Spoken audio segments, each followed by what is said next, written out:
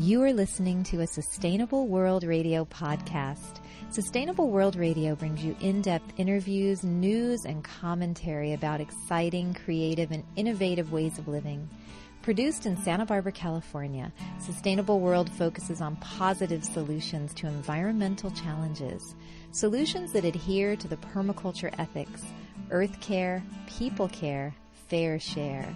Are you interested in learning more about permaculture projects around the globe, how to plant a food forest, restorative design, or ethnobotany? Then stay tuned to Sustainable World Radio. I'm Jill Cloutier.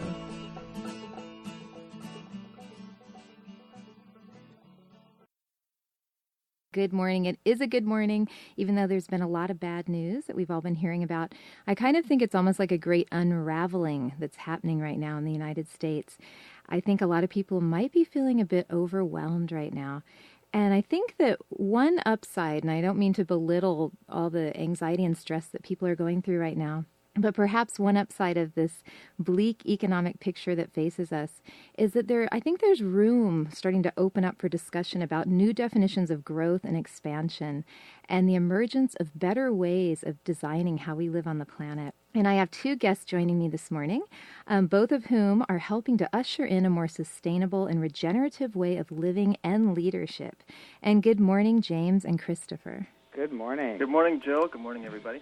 And I'd like to introduce my guests. James Stark and Christopher Kuntzsch are the co-directors of the Ecology of Leadership program, and James Stark is the co-director of the Regenerative Design Institute, RDI, and a partner in the company Sustainable Living Designs. James also teaches in the RDI programs and specializes in community development and leadership. James is the co-founder of many community groups, including the West Marin Growers Group, which was created to ensure food security in Marin County, KWMR Watershed Radio, and the Permaculture Institute of Northern California, which you've heard me mention many, many times on this show.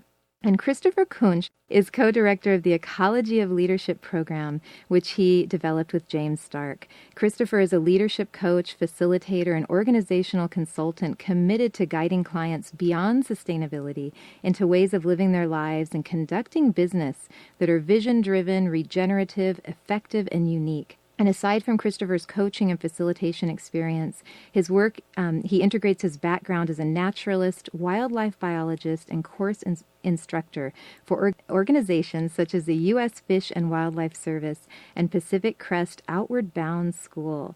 So welcome both of you this morning. And I think we were speaking a bit before we came on the air about how apropos it is that you're here, being able to speak to listeners during this time. Yeah, it's pretty exciting out there. That's a good way to say it. Interesting times. So, James and Christopher, if you could share with our listeners a bit about the Institute. We'll start with this, the Institute for Regenerative Leadership, and you're launching in Southern California, in Santa Barbara. And I know we spoke a bit about this briefly a few weeks ago, but if you could share with them what you're doing in Santa Barbara. The Institute for Regenerative Leadership is envisioned to become the umbrella for curriculum and program offerings that are related to this foundational program that James and I developed, which we call the Ecology of Leadership. It really developed from a passion to, like you said in the beginning, ushering in a new way for human beings to live with the earth and draw from that connection with the earth and development of greater understanding and awareness of our inner landscape, to develop ways that we can show up in the world that help us to bring forward our passions and our gifts in ways that are helpful and valuable and bring more harmony and peace and value to the human family as it also supports living systems to regenerate over time and over generations. So what we're doing in Santa Barbara is, for the first time in the 3 years that we've been running this program, is coming into a new community that has had for many years connections to the Regenerative Design Institute and some of the programs that James and his partner Penny have developed here in Northern California, and that have spread through the permaculture community. And we are offering for the first time the opportunity for the Santa Barbara community to come together and sit in a circle and explore what it really means to develop new ways of moving forward into, what is proving to become a completely new chapter in how we see ourselves on the planet, and really exploring the ways in which we as individuals and as groups of people can heal some of the wounding, some of the trauma, and repattern the ways that we are seeing ourselves and the way that we see our role in the world and in our communities. So it sounds like a very integrative way of leadership, as opposed to kind of these separate compartments where nothing's connected. Well, we really we start off the exploration by really having some conversations about what leadership really is. When we use those kinds of words, when I say leadership, I think one thing, and everyone else might have a very different idea. What a lot of people have related to when they hear that term is a hierarchical structure, top-down management, and a lot of the dysfunction and difficulties that come along with that. And for us, it's really looking into how we can redefine and even create new language to describe the kind of patterns, human patterns, that support us in moving forward in a really powerful, joyful, fulfilling kind of way, and doing that in harmony with our own inner truth and what we see reflected back to us from the natural world, and what the natural world is telling us about what's working and what's not working for us. So when you're speaking of leadership, then, it seems like you're really including nature and people's connection to nature. And I read about how, there are 3 elements that your program is rooted in. And one of them is we are nature, we are not separate. That seems different from most leadership programs that I have seen. There's a leadership program offered in this community and many other communities throughout California, and it doesn't seem like there's much talk about the environment in them. Well, that's one of the interesting things, is that the great opportunity that we have, and at the same time can frame it as a challenge, is whether humanity continues to use the planet as base camp. And, the patterns of how we've been, when we've gone through a historic period where somehow we moved into a delusion that we're separate from the natural world and that we can control everything, that, the downfall of that is what we see around us. The world as we see it right now is a manifestation of our collective consciousness for 6 billion people about how connected we are to living systems, because if we're totally connected and we are nature, then it would be impossible for us to do anything that doesn't support living systems. It'd be kind of like one of our cells getting out of order and all of a sudden is running around trying to kill our body, and so we, in that detachment, and coming out of nature deficit disorder and getting disconnected, the only way that we can move back into harmony with natural systems and regenerate the planet back to its full vitality is if we remove the delusion, reconnect with the natural world, and from there, the solutions all start to emerge. In other words, how we can do that as a global culture is all rooted in biomimicry. How to live in harmony with the natural world is already happening every second out there in nature. And if we reunite, then spontaneously we'll start coming back into alignment and living our lives in a way that moves into harmony with our Earth. And I was reading on your website, Christopher, that you were writing about regenerative leadership patterns. So it sounds like that's what James was just talking about. Yeah, that's right. And that is, at the essence of what we mean when we talk about an ecology of leadership, is developing the awareness of our inherent connectivity with not just the natural world, but also with all of the wisdom that lies within each one of us, allowing the relationship with the natural world to facilitate the self-discovery around what wants to come forward within each individual leader, but then also that leader connecting with other people who are also awakening and becoming in touch with their inner passions and gifts, and then working together as a collective, as a system, to bring forward more powerfully what otherwise might not have.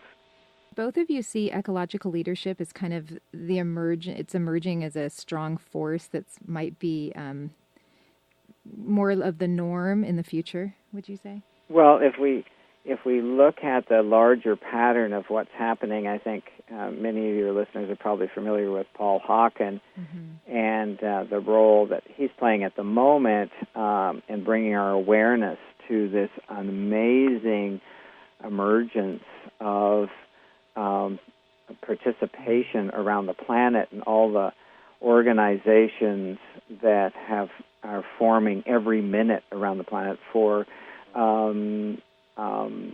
providing leadership and taking on responsibility for a nurturing community.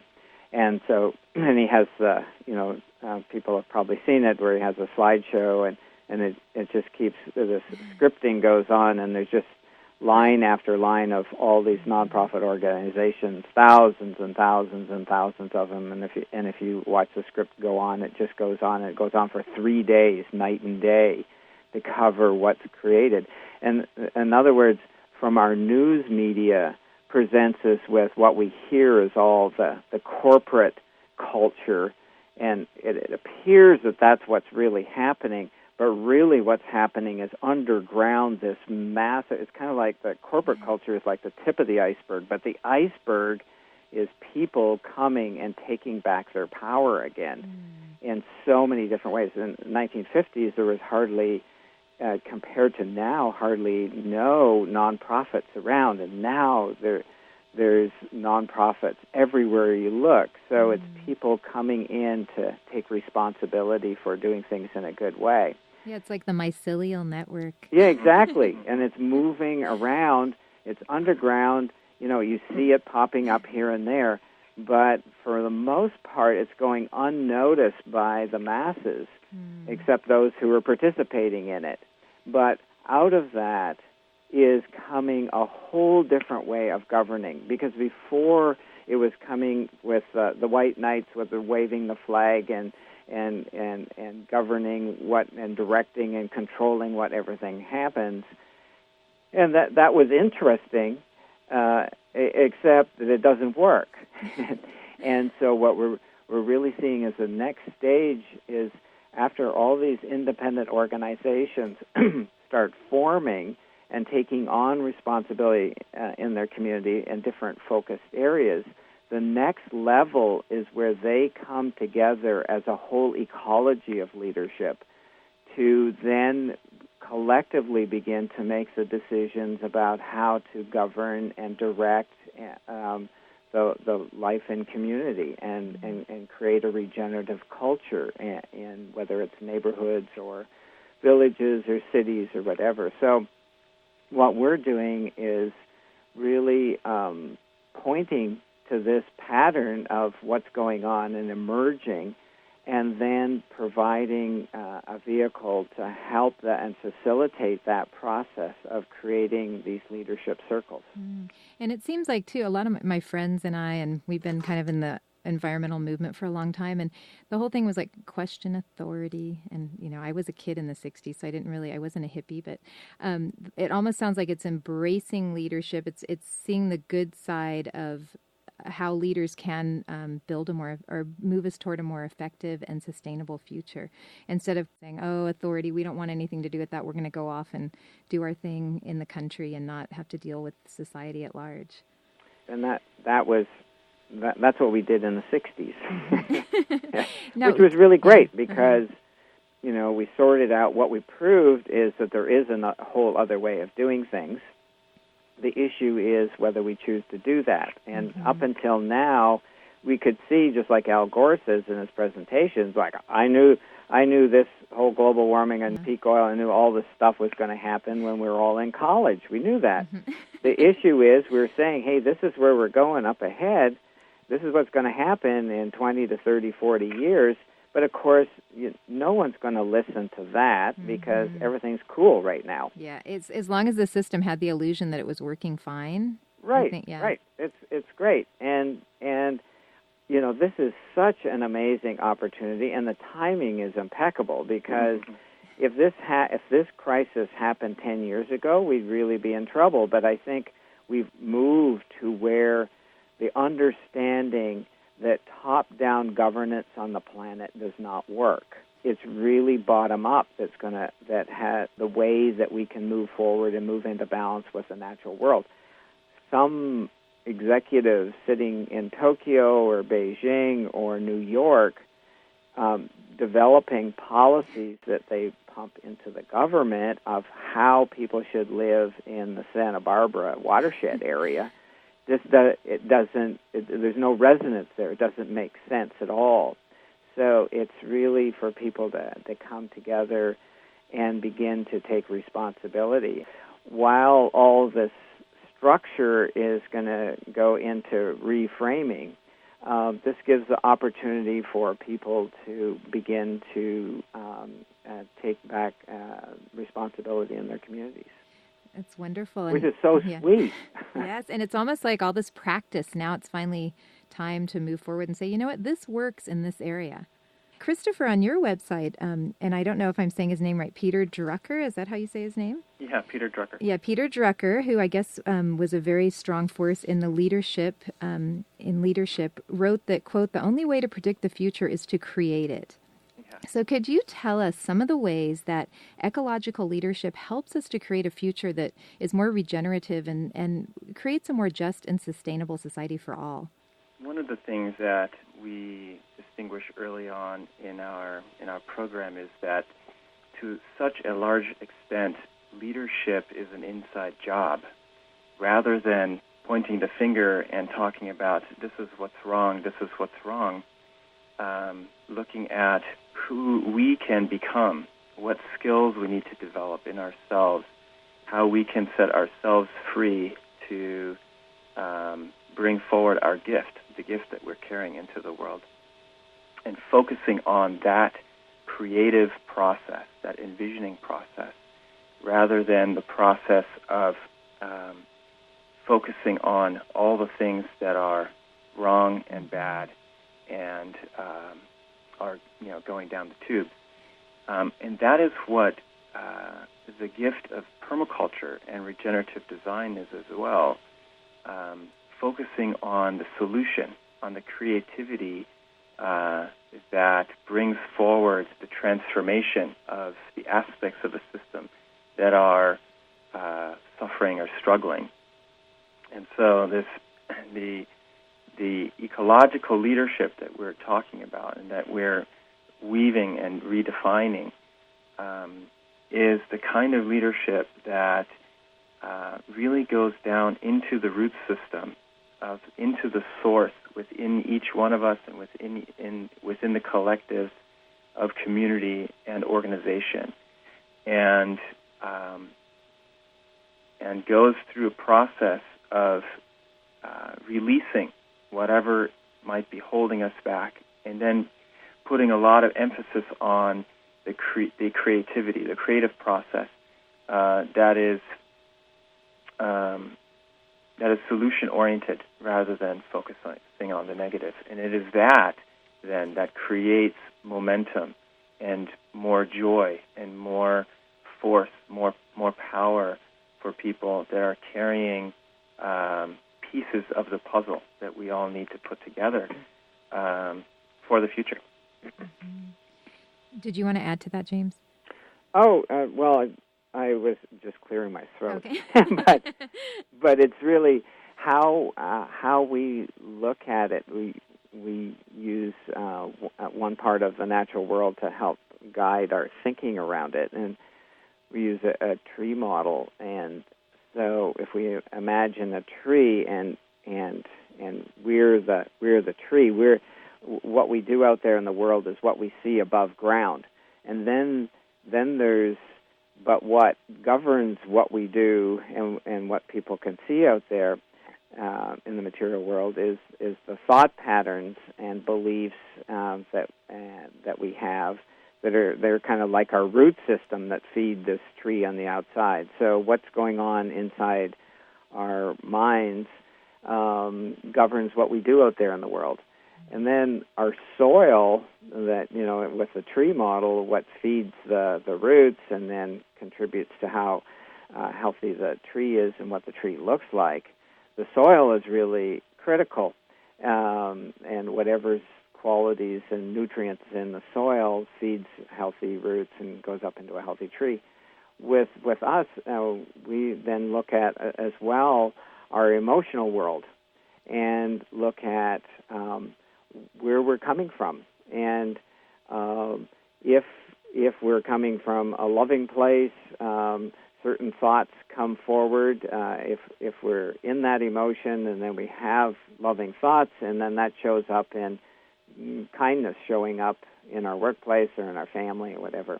If anger is present in our emotional soil, then that manifests out in the outside world, or shame, or whatever the components that are in our emotional bodies. So how we move forward powerfully, we really kind of use models that, like Mother Teresa, for instance, when she says that we're not here to do great things, we're here to do small things with a big heart. It's not that there isn't a role for coming from an angry place and fighting and being in opposition to some structure, but the real powerhouse that we've all experienced is when people are coming from a loving place, how that impacts either a family or a village or a larger ecosystem. So what we're looking at within the program is not only looking at technologies for the tree part that, and presentation skills and other skills that are related to the traditional leadership, but we're also looking at our root system and looking at the patterns that we may have developed that no longer serve us in being dynamically in our life and designing a life we love and being out there creating a community that we really love. So we're looking at above ground and below ground and bringing permaculture a process of bioremediation, because we can clean the air and we can clean the water, but we can also bioremediate out the patterns and old irrational beliefs and stories that we carry. And we can do bioremediation on our emotional bodies and remove some of the grief that we've been carrying and move into more into the loving. And out of that loving that people share and the kindness being expressed, out of that creates an ecology where leadership shows up in the community, not being imposed down, but everyone's beginning to design their lives and design their community together. Because, it's based on the concept that where we need to move in our society to move in harmony with the natural world, this isn't something that we can do from our own isolated bubbles. That it can only happen out of creating relationships. And that's why nature is such a great teacher. And as we, move back into a deep and profound relationship with nature, we realize that nature is relationship. Everything is related to all the parts. So when we move into that, we come to realize, well, my little cell here, I've got to relate to the whole body, which is, my friends and my parents and the neighbors, and all of that is me. And that process of reintegrating creates a community that designs itself and moves back into harmony with the natural world. And so that's what we're creating, and the inquiry that we're presenting in our programming. We were talking a lot about permaculture and applying that to the inner landscape. And I loved what you were saying about tracking your patterns and kind of making sure your own root system is strong and healthy. Now, what are some things that people could do that feel like they really want to help create a more sustainable future and a more sustainable life for themselves? And they might be feeling fear about the economy and not really sure how to proceed. Do you have any tips and ideas for people on what they can do? One of the interesting things, as the bigger picture human beings, the challenge that we've had is basing our inner peace and sense of place and having it derived from the physical world, and that's all and well and good, but what many of us and probably many of the listeners have found that we come up a little short. Those new shoes don't quite do it.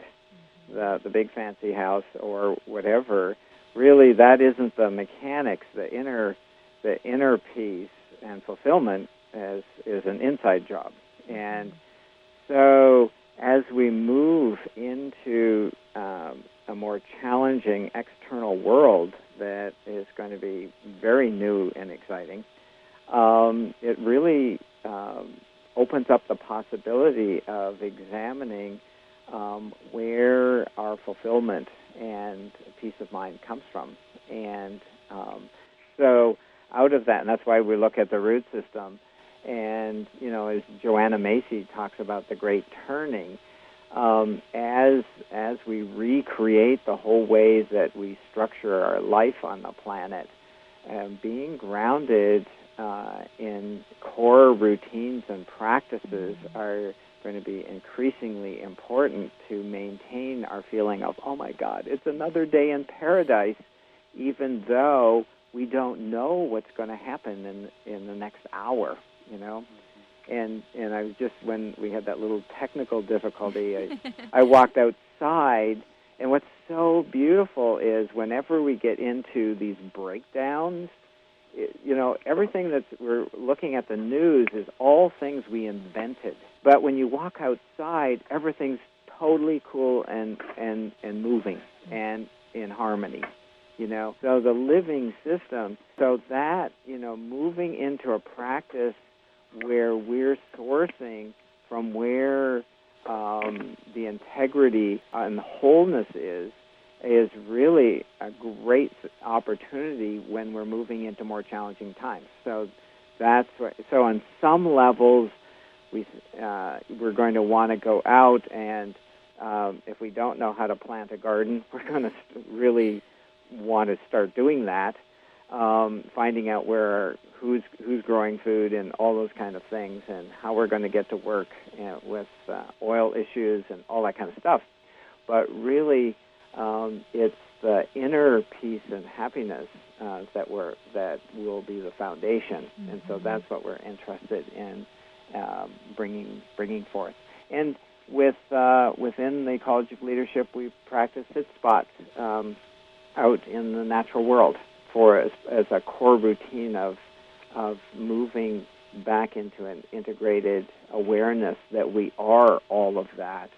I'm not just James. I'm, the bushes and the house here and the wind and all of that is all part of the same way as we can't take one cell out of our body and think that it's not the body. So that's part of the juicy exploration that we go through with the program. I thought you were talking about the George Bushes when you first said that.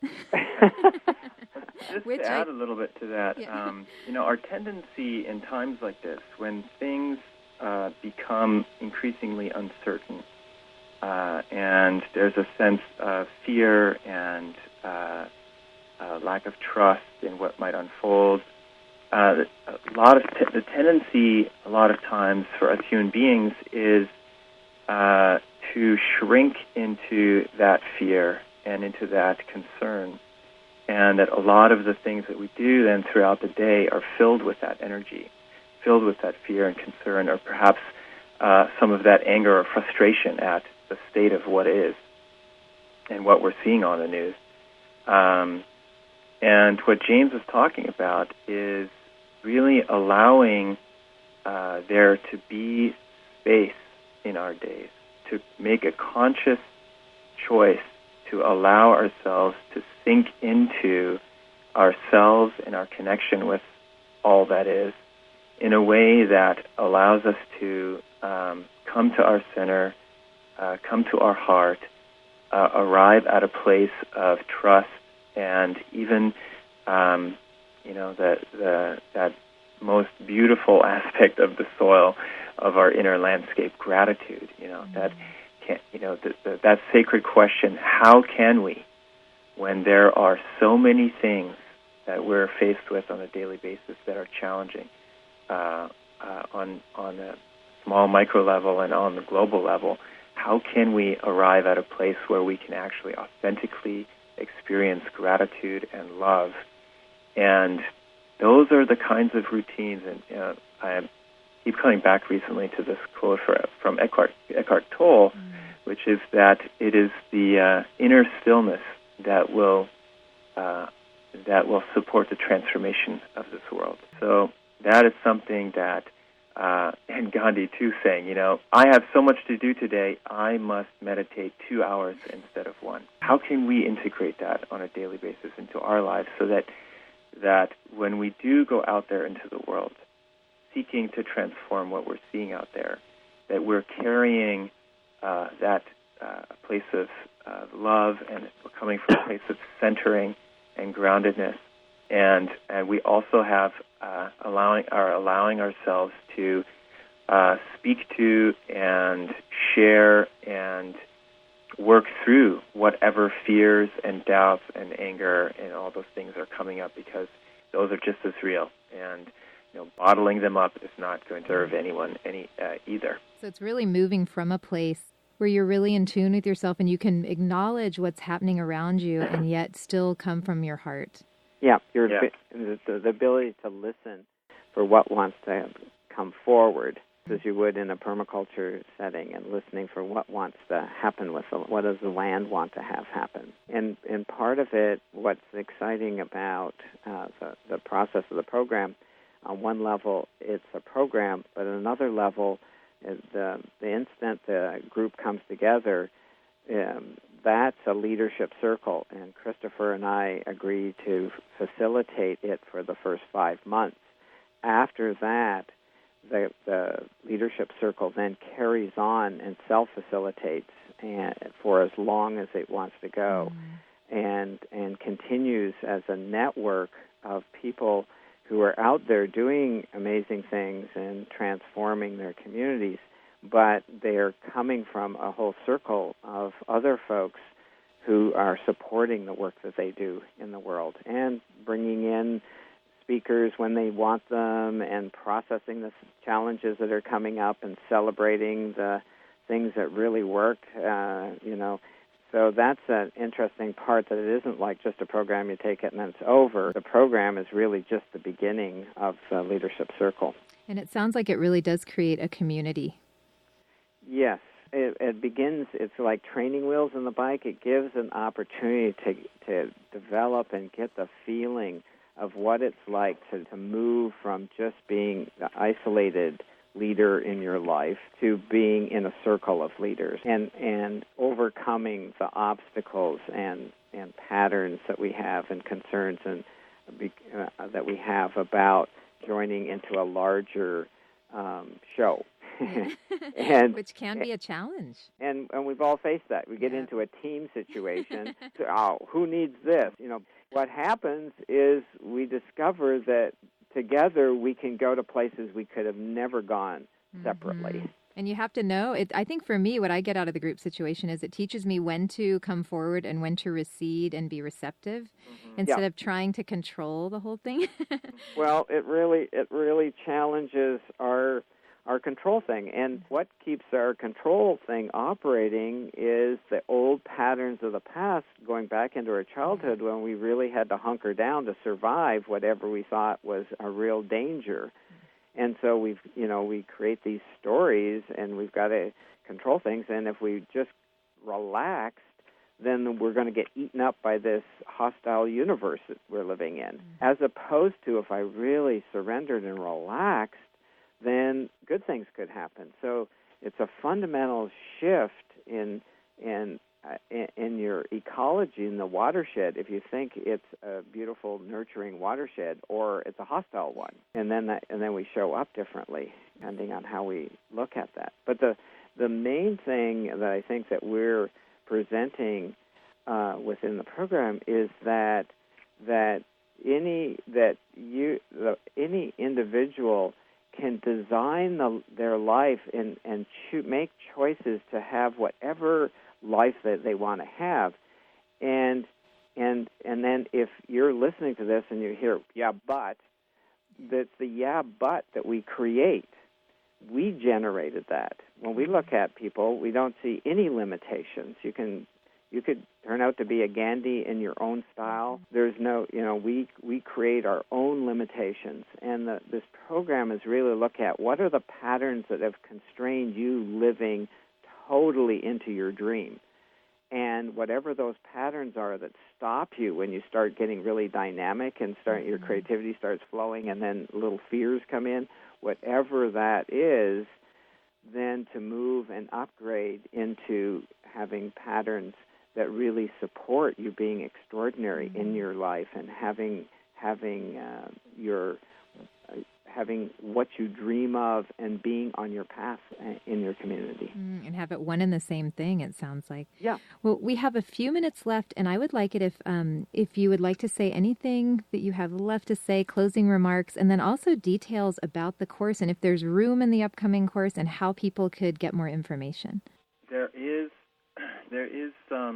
There are some spots left in the upcoming course. We had a really nice turnout at the recent introduction, the Unitarian Hall. It is actually today that we had originally envisioned closing the early bird registration special, but if folks are interested, James and I feel that we'd like to extend that until Monday. And so if there's an interest, please be in touch with our office, and you can also find out more at Regenerative Design Institute website, which is at www.regenerativedesign.org. And you can also call the office, which is at 415-868-9681. And just to give you a little bit more information about the nuts and bolts of the program, it's a 5-month program with monthly weekend workshops. And starting at the end of October, as you mentioned, the dates for the remaining workshops are on the website. You can check those out. And we are going to be meeting both in Santa Barbara and also at Lake Kachuma, which gives us an opportunity to have a group camping set up and have a lot of opportunities to engage in the setting of Lake Kachuma, which has some open space, if you're familiar with it, some open space for people to go sit and connect with the earth and with the waters. If people have any questions, they could call the office, and if they'd like to speak to us, they could just mention at the office, and they can get our phone numbers from there. And I'd just like to say that anybody who would like to come and join in with that leadership circle is more than welcome. And but we'd love to answer any questions people have. That is great. Well, I don't think we mentioned that we have a lot of fun. Well, it sounds fun. It sounds fun and also just rewarding and very, it makes me think that I would love to go and track my patterns and really see what holds me back in certain areas of my life. Sounds like a great arena for that.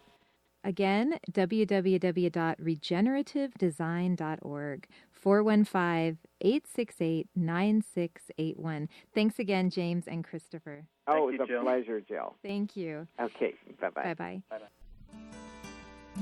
You've been listening to a Sustainable World Radio podcast. For more information or to hear our other podcasts or interviews, visit www.sustainableworldradio.com. Sustainable World Radio is produced by Jill Cloutier. Music by Dana Lyons. Thanks for listening.